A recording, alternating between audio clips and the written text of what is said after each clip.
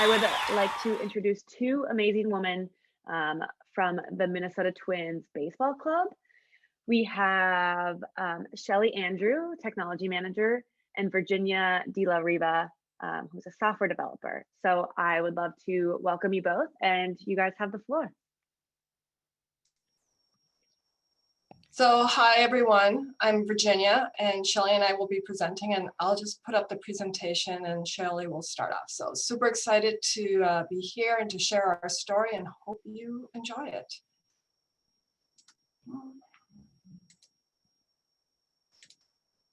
All right, everyone see that? Yeah, I think we're good to go. So hello, everyone. Virginia and I are so excited to have this opportunity to talk to you. Listening to the speakers so far this morning, there's definitely a theme around being bold, and we're going to share our stories and how being bold has led us to making great plays at the Minnesota Twins. So what does it mean to be bold? So when Virginia and I are talking about being bold, we're talking about a person who has the ability or shows the ability to take risks. They're confident and courageous. You know, you're going out there and doing something bold, right? We're not talking about the person or the coat with polka dots, just to be clear. So where does my story of being bold begin? So I was a young adult growing up in India. I was a young teenager. I had no idea what I wanted for my career, what I wanted to do when I grew up. And then when I was 15, my parents made an incredibly bold decision. They moved the entire family to New Zealand. While it was a bold decision for them to move the family halfway across the world, it was an adventure of a lifetime for my brother and I. Adapting to a new country, the new culture, and then of course the new ways of doing things. While finishing up high school in New Zealand, I fell in love with math. I had a math teacher that was so incredibly inspiring. I wanted to be just like him. I wanted to be like him and inspire young minds to love math as much as I did. I started off and at that point, graduating high school, I knew exactly what I wanted. I wanted to be a math teacher. I started my undergraduate degree in math, finished my freshman year, and my parents dropped another bombshell. This time we were moving to North Dakota. Yes, we moved to North Dakota in the middle of winter. During the move to North Dakota, I was looking at where to enroll for college, what I was going to study, and then on advice from my family, as well as career counselors at the time, I started to study computer science. There was the expectation that a computer science degree is more marketable in your future. You'll do better in your career. You'd have a better life than a math teacher. All of that. I took my first computer class and I was hooked. While studying computer science, I got my internship, my first internship with Microsoft. I was completely hooked. This was the job of a lifetime. I knew what I wanted to do in my future. I knew where I wanted to be, and this was going to be my life. I was going to be a programmer at Microsoft for the rest of my life. Of course, while all of this was happening, life happens. You know, you get married. My husband and I bought a house. And believe it or not, through all of this, we commuted. He worked 300 miles away in a different state. For 5 years, we went back and forth. So while we both had our dream jobs, doing the things we absolutely loved, we did not have the life we wanted. We wanted to travel. We wanted to play tennis on a random Tuesday night, maybe go out for dinner during the week, instead of pushing everything together in the 48 hours we had every weekend. After 5 years of going back and forth, driving down I-94, we had to make a change. Labor Day weekend, 2008, we made the biggest decision ever. It was time to move to the Twin Cities. I was going to leave my job at Microsoft and look for opportunities here. So you may be wondering why this was such a big deal and why was it so scary? I had moved multiple continents in the past 10 years before that, but none of those big decisions were made by me. I just had to adapt to those decisions. But this time around, I had to make the decision. And not only did I have to make the decision, I was leaving my dream job behind, and it was 2008 in the middle of a recession. Keeping in mind also at this point in my life, I was pretty sheltered. I had no idea what baseball was, let alone that the Minnesota Twins was the local baseball team. Believe it or not, 6 weeks after we made that decision that I was going to look for new opportunities in Minneapolis, I was starting my new job at the Minnesota Twins. That decision has been the best decision we have made so far. It has led us on a journey like none other. I get to work for an amazing organization. They let me explore my passions for technology, as well as all the things outside of work. We get to travel. My husband and I play tennis every Friday night together. This is not a path we had envisioned when I was in high school. It was not a path I envisioned when I started my work at Microsoft. It was not a path I envisioned when I started at the Twins 12 years ago. However, that bold decision, that courage, getting over that fear of change to make that decision has led me to today.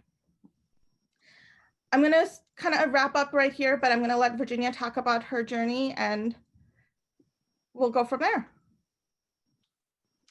All right, well, thank you, Shelley, and welcome everyone. This is so exciting to hear everyone's journey, and I'm going to share my journey on how I became a software developer at the Minnesota Twins.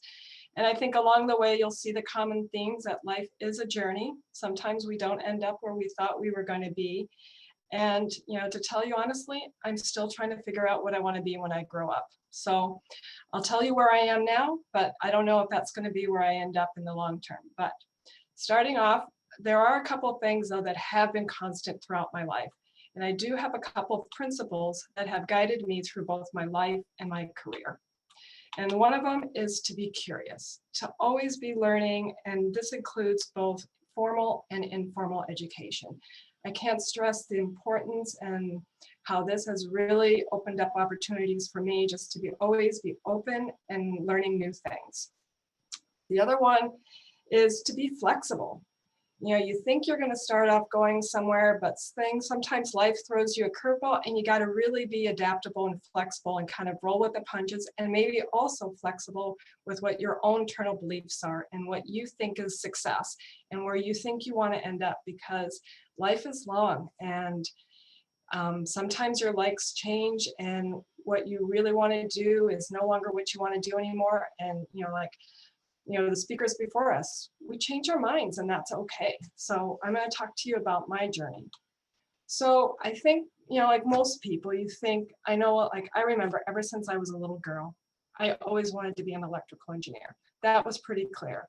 And this was even before I even knew what an electrical engineer was. The only reference I had was that my father was an electrical engineer. And since I was my father's only son, it was only natural that I would want to do what he wanted to do. But also through high school, I realized that I was good at math and science, and kind of the common theme as well. If you're good at math and science, you should study engineering. So that's what I did. So thankfully, me and following in my father's footsteps, I was able to do that because of math and science. So I started college at the University of Minnesota, and I actually did study to become an electrical engineer, and I actually really did like my circuits class, and I loved everything that had to do with it. And I had a couple of internships, and I was like, this is great. I love electrical engineering. I'm going to do well at it.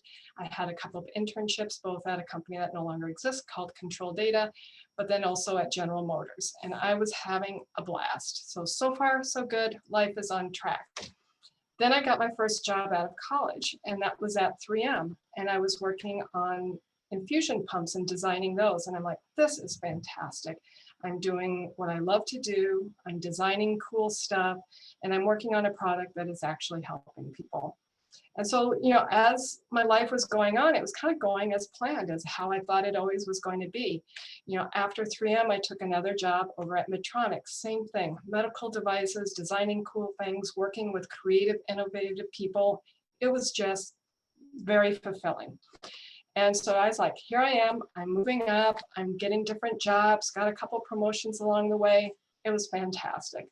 But then, as you'll see as the common theme, life happens. So as I was working at Medtronic, I got married. I also went back and went to school, and I got an MBA along there because I figured, why not? Extra degrees are always good. But then I also had a couple children. And that really threw me through a loop, even though I always knew I wanted to have children, and that was great. But I figured I was just going to continue on and be that career woman and barrel through and just be super successful and love what I do. But after I came home one day at work and I had my newborn baby, and I was just not feeling great about it. It was just, I felt the pull in so many different ways, and it was just almost very stressful, and I couldn't enjoy it anymore. And then, I had this dream one day that I was at work, at my desk, working away, and I'm opening up my filing cabinet, and there's my newborn baby. I'm like, oh, that's really not where I want my kid to be. So where I thought my life was going to be like this stairway going up to my dream job, success all the way, this is really what my life ended up looking like. A bunch of twists and turns, decisions that I've made, and ideas that what I thought my success was going to be, and I've changed it. So I think, we spoke about how, I did go to college and I started my job, but also in college, I also did take a year off and kind of explored myself. I decided I was going to explore art in Florence, and that was a little sidetrack because I was a little burnt out in college. And then I decided, well, now it's time to go back. So I did finish college. I ended up at 3M, ended up Medtronic. I was loving it, had the kid. All of a sudden, what I thought was success and what I thought I loved just completely changed. So to make that transition, to get a little bit of work-life balance, I talked to my boss and decided that maybe what was best for me was to go part-time. So I did. And that for me was really, really hard, because for me, I had always been so career focused. And I knew by going part-time, I still was going to keep one foot in the work life, that I was still going to be able to create and do the cool engineering stuff that I liked. But I was consciously taking a step off my career track. That, those promotions probably weren't going to be along the way. The exciting projects maybe wouldn't be thrown my way, but I was still had my one foot in the work world. So that was good for me. So that's what I decided to do. So I was working part-time. I had my second child, same thing. Things were working pretty well, working part-time, but then I got a little restless. I was like, okay, I've been doing engineering for quite a while now, and I really want to try something new. So as I mentioned, along the way, I had gotten my master's in business, but I had always put it on the shelf thinking that I would be using it for another day. Well, as I was sitting here, it's like, now's the day that I want to brush that off. I really want to go into marketing. That sounds like fun. I see those marketing people, they're off traveling, they're meeting with customers, they're having these great meetings. This looks like something that I wanted to do. So I decided to go back, still at Medtronic, and look for this job in marketing. And I was able to land a job in marketing, which I was super excited about.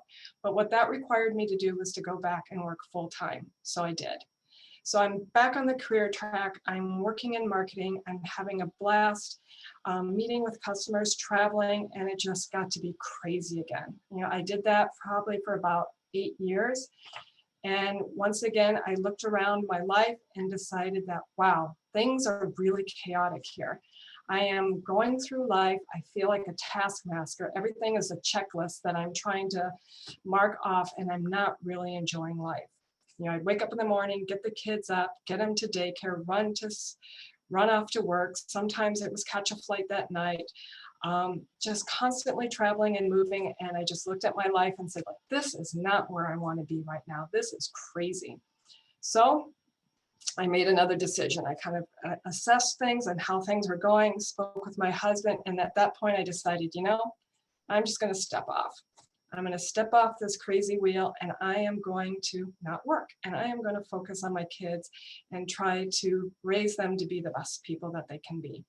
So I thought this was going to be like a 2-year deal. Well, it ended up being 10. I didn't really think it was going to be that long, but it ended up. But along the way, after a couple of years, I thought, like, well, maybe I'm kind of done working. So I think I'm just going to call it, I'm retired. We're done here. And so I focused on raising my kids. I also played a lot of tennis along the way. Thought I would become a better tennis player, but that didn't really work out. I'm still okay, but anyway. So then as my kids grew older and they're finishing high school, I kind of started looking around again, saying like, well, maybe this whole retired thing isn't really where I want to be. I think I'm kind of finished with that too. And so that is when I spoke with some friends, and I thought, like, I want to get back and be a technical person. I really want to go back and I want to create. I want to do something fun. And so I kind of went back and I brushed off my technical skills. I went to a University of Minnesota boot camp on coding, and speaking with Shelley, who I knew through tennis. She spoke to me about this position at the Minnesota Twins, and I was able to land the job being a software developer there. So, you know, bottom line is, you know, life is really not a straight line. It is a journey, and you have to be flexible. You have to make plans that you want to stay open, and, you know, there's unexpected events and opportunities. And these are also your own internal, like how you view life and what do you want to do and what you think is success, that changes. You know, the job market is changing. So yeah, you want to be always upping your skills and learning new things. You want to be curious. That is so important, to always want to, just from a personal perspective, to always be continually growing as a person. And look at skills and experience that interest you. But ultimately, you know, you have to be open to making bold decisions. And you have to do these with purpose and intent. And even though a lot of my decisions along the way seemed kind of spur of the moment, I did put the thought into them, like what it meant to step off and not work and then go back to work. But ultimately, you need to define your success. And whatever success is for you, that is what is successful. Don't let anyone else tell you what success is. And even when you define your success, don't hang on to it so much, because it will change. As my definition of success has changed all the way around my work or my life. So thank you so much for listening to me. Hopefully my journey will give you something to think about. And as I said, I'm still figuring it out, and I still don't know what I want to be when I grow up. Thank you so much. I love how you ended that. You still don't know what you want to be. And I think the common theme of today is there's so many different paths, and just to be bold and to kind of follow what you want to do. So thank you both for your very unique and inspiring stories. We really